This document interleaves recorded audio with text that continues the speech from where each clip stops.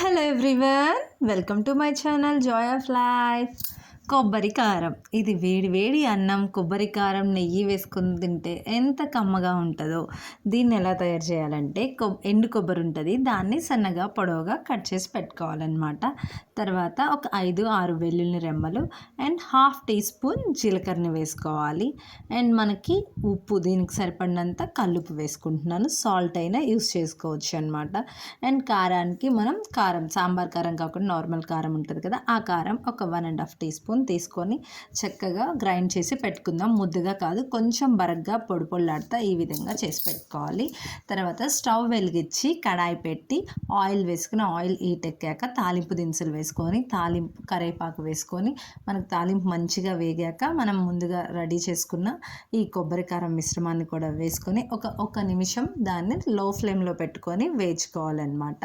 And తర్వాత stove off చేసుకొని ఈ కారాన్ని మంచిగా స్టోర్ చేసుకుంటే చాలా రోజులు మనకి ఇది నిల్వ ఉంటుంది. చాలా టేస్టీగా అయిపోతుంది, చాలా ఈజీగా ఉంటుంది. దోశ, ఇడ్లీ, రైస్ దేనిలోకైనా ఎక్స్ట్రాడినరీ టేస్ట్ వస్తుంది ఇది మనకి కొబ్బరి కారం. Thanks for watching. Please like, share and subscribe to my channel.